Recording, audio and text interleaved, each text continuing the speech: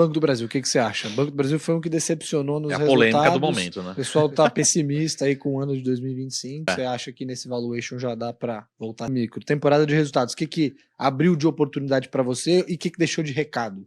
Cara, eu acho que assim, não foi nada espetacular os balanços. Eu acho que dá o recado de que as empresas estão saudáveis, de uma forma geral. São pouquíssimas empresas que estão com a faca no pescoço. E elas estão saudáveis e devem entregar um ano talvez melhor do que se projetava. Tá? Vamos pegar para o próprio Ibovespa, né? Até esse momento. O que subiu no Ibovespa, se valorizou? Vamos tirar a educação, que subiu pra caramba, mas tem um peso pequenininho no Ibovespa. Basicamente, quem segurou o Ibovespa ali nas costas, o setor financeiro. Para mim, o que o setor financeiro? O setor financeiro, eu tô falando de Itaúsão, Bradesco, Santander, excluindo o Banco do Brasil, né, que decepcionou. Eles estão falando o seguinte, ó, pessoal, o ano talvez a gente cresça menos, né, cresça a carteira de crédito pouquinho, mas não vai ter nenhuma inadimplência explodindo, né, estamos super bem controlados, então esquece esse assunto de inadimplência, e a minha rentabilidade ela vai ser daqui igual, talvez até maior. Quem surpreendeu positivamente foi o Bradesco, que segue muito abaixo dos outros, mas surpreendeu positivamente dentro dele mesmo, né? Então é um pouco desse recado. Se você olhar para preço sobre lucro do setor financeiro, dividend yield, são setores que ainda não estão caros, como um todo. Até o próprio Bradesco ali se aproximou do price to book, mas ainda negociaram um pouquinho abaixo do price to book,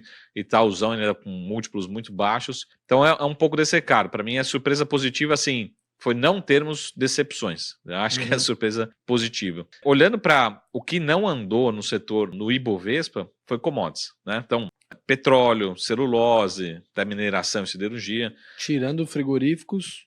Tirando no frigo. Que inclusive frigo ano passado já tinha sido segurado o Ibovespa, né, nas costas. E esse ano também acho que vai bem de novo. O JBS acho que é um caso à parte. Mas vamos dar só na ponta negativa, pessoal. Eu acho que se a gente olhar para um mundo um pouco mais estável, se equalizando a questão da guerra comercial, a gente já viu esse mês petróleo querendo dar uma reagida. Sai do 60, vai para 65 ali, raspando. E o setor está muito barato. Seja Petrobras, seja Prio, seja Brava, cada uma no seu perfil de risco. Mas eu acreditaria que talvez o segundo semestre seja muito mais do setor de commodities, que não andou, do que do setor da economia local. Porque quem andou agora no primeiro semestre foram os bancos, né, educação. E utilities andou bem, Sabesp puxou, Eletrobras, que é curva de juros, também é Brasil. Então, se tudo der certo, se acalmar um pouco a guerra comercial, talvez o investidor vire esse Ibovespa e comece a olhar para aquilo que não andou, mas que está barato. Tá certo que é cíclico, né? Você pegar uma projeção de petróleo a 30 ou a 120 é diferente. Empresa, né? Mas se olhar,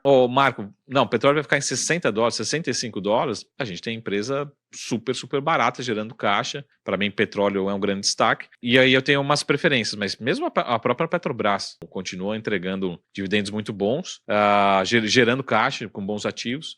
E aí a gente pode fazer aqui algumas sensibilidades, né? Mas principalmente eu estou olhando muito para a Prio, porque o que acontece? A Prio, ela anunciou expansão, aquisição, né? Peregrino, Wahoo. Isso não acontece em um mês, né? Acontece durante vários trimestres e depois vai rampando. Hoje, fazendo alguns ajustes e anualizando, ela já está gerando uns 15% de caixa, de cash flow yield, que para mim já é bastante. Geralmente uma empresa madura, o mercado precifica ali 10%, ou seja, o papel tem que subir. Mas o que acontece? Vão entrando esses ativos, 2026 e 2027. Primeira coisa, o que o investidor compra? Expansão de earnings, expansão de produção. Então já está contratado expansão de produção de 50% pelo menos. Tá? Hoje rodaria uns 110 mil barris, vai estar entregando 170, 200 mil barris 2026 e 2027, né? Então, beleza. Então, o mercado gosta disso. Comprar a empresa e falar, não, a minha empresa vai expandir receita. Tá, então na Prio já está contratado. Provavelmente vai ser 100% de expansão em 2, 3 anos, tá? Só que mais importante, que lá em 2027, com essa 170, 200 mil barris rodando, ela vai gerar nas minhas contas 35% de free cash flow yield, só que tem corretora, eu não lembro o número da Genial, depois precisamos consultar o número da Genial. Até para cima, mais do que isso. Deve ser próximo de 40% a 50% de free cash flow yield, né? Eu lembro que era um número bem forte. Pessoal, não existe empresa nenhuma em bolsa que gera 50% do free cash flow yield. Então, como é que se ajusta?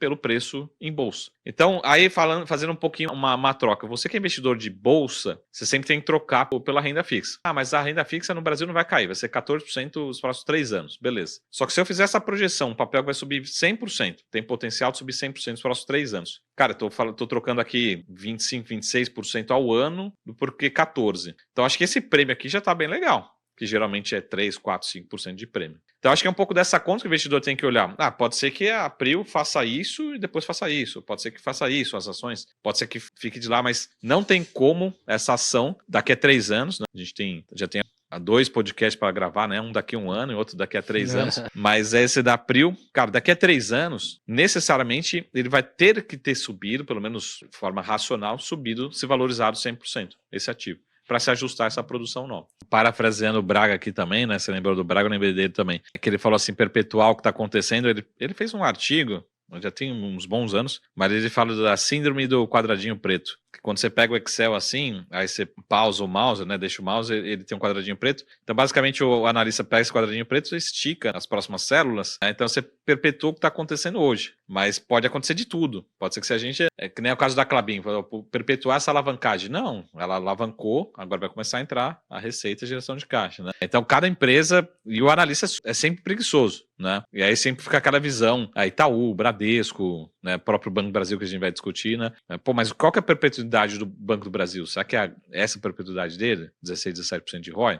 Provavelmente não. O Itaú é impressionante, é uma máquina, né? Todo trimestre, né? Ali entrega um pouquinho mais de ROI. Né? Então, para quem perpetua 3 anos atrás, já está com a projeção totalmente errada. Né? E é um cara que sempre surpreende para cima. E Banco do Brasil, o que você acha? Banco do Brasil foi um que decepcionou nos resultados. É a polêmica do momento, né? O pessoal está pessimista aí com o ano de 2025. Você acha que nesse valuation já dá para voltar a cima? Até primeiro uma polêmica aqui, não tem nada a ver com finanças, né? Mas eu queria que se tornasse em finanças, né? Finanças eu digo assim, tem que ir lá alguém fazer um paper na academia escrever, mas eu acho um assunto meio boring. Mas pelo menos no Brasil, sempre quando vem uma empresa que adia a publicação do resultado, é porque vem notícia ruim. Então... Ou quando marca uma teleconferência de resultados presencial. Essa daí eu já vi Caramba, também. Você eu já vi também. Com nome restrito, você não vai poder entender. Isso aí também é bom. Então, assim... Notícia ruim, ninguém quer saber, joga pra frente. Pode ter sido uma coincidência muito infeliz, mas o Banco do Brasil adiou o balanço agora, né? O presidente estava viajando e tal. Adiou pro último dia de balanço. E veio notícia ruim, né? Acho que todo mundo tá preocupado, mas pelo menos nós, analistas, a gente tá falando assim, acho que vai ser um trimestre meio no 0 a 0 de lucro, que era ali 9,3 bi de lucro na comparação anual. E veio 7,4. O que acontece? O próprio banco ele suspendeu a projeção para o ano todo.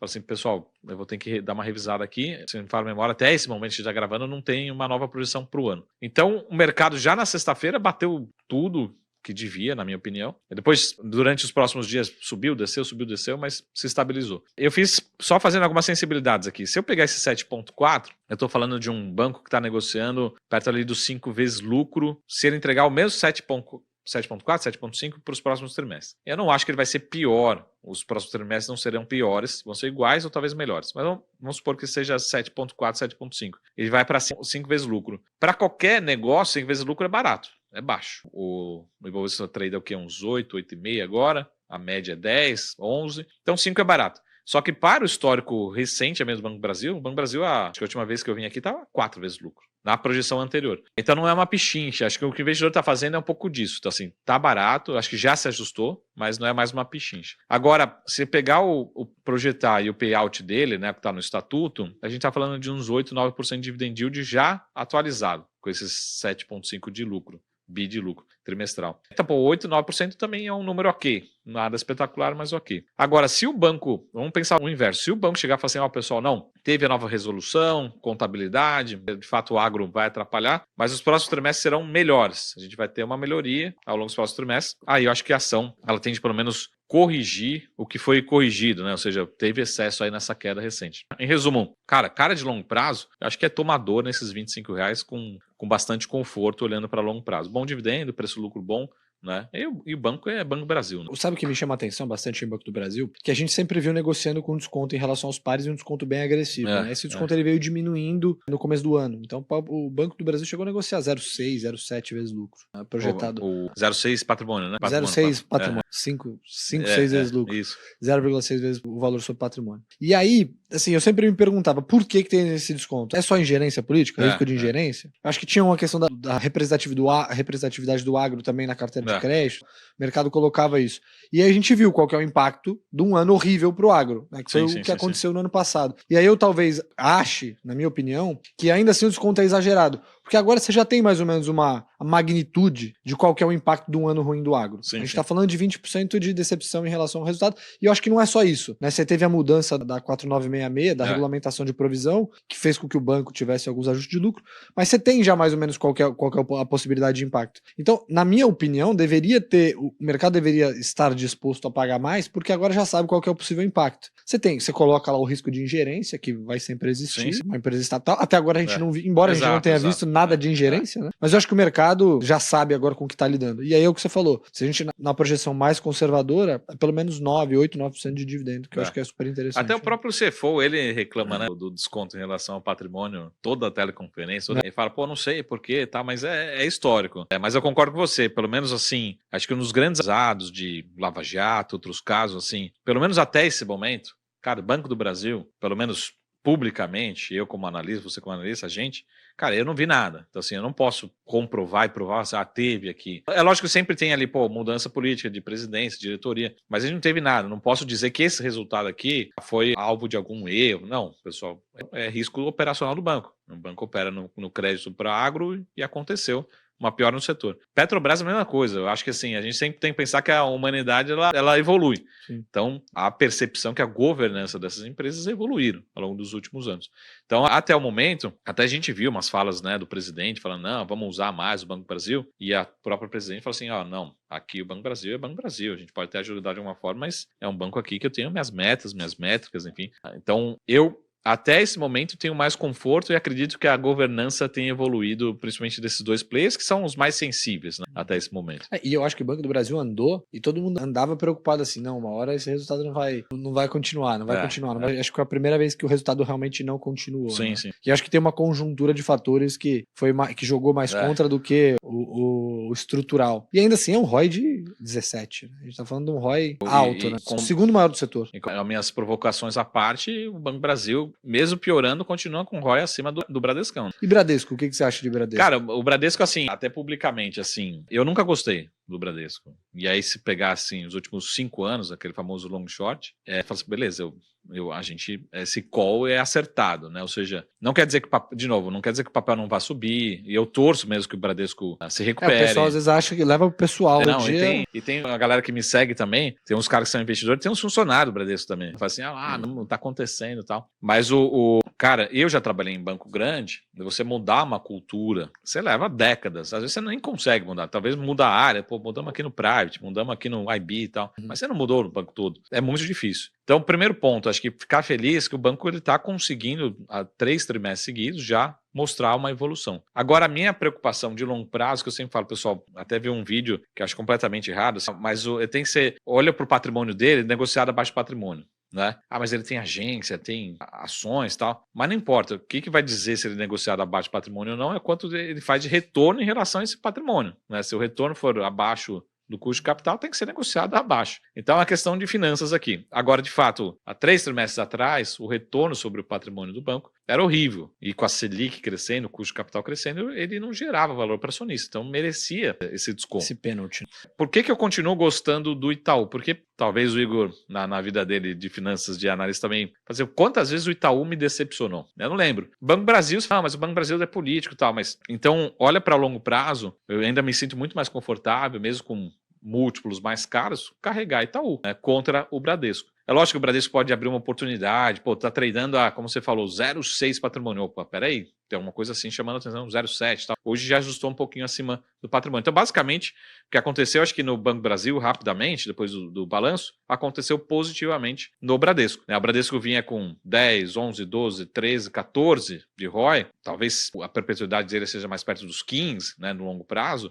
Acho que dificilmente ele chega num 18, 20, né? Essa que é o valuation no banco. Então, se você tem um custo de capital a 14 e eu entregando 14, então tem que ser negociado mais perto do valor patrimonial. Acho tão simples quanto isso. Mas mudar, eu não vejo ainda indícios que ele consiga continuar fechando esse gap. Então, você fez um trabalho muito bom, está reduzindo. Agora, o Itaú está muito distante. Você fala assim, o que acontece no Itaú? Porque é sempre aquela visão, né? O que acontece no Itaú que não acontece no Bradesco? O que acontece no Bradesco que não acontece no Itaú? Pelo bem e pelo mal. Então, é um pouco dessa visão. Comprar com conforto, Itaú. comprar, se eu for comprar um ativo que entrega ROI, mas com desconto, Banco do Brasil, que me entrega 17 de ROI abaixo do valor patrimonial. Então eu fico sempre naquela visão assim, por que ter Bradesco? Né? Fora a visão de trade, enfim, uma visão mais de curto prazo. Né? E assim, eu acho que até às vezes o pessoal confunde, porque quando a gente vai falar das nossas escolhas nos incumbentes, o pessoal leva pro lado pessoal. E eu digo que não necessariamente um banco ter uma carteira mais defensiva ou entregar um retorno maior, quer dizer que ele é um investimento melhor. Às vezes o mercado está penalizando demais e pode ser que Bradesco dobre. A gente não tem bola de cristal para saber o futuro. A gente faz conta com o que a gente vê hoje, com as percepções que a gente tem. Outro dia eu falei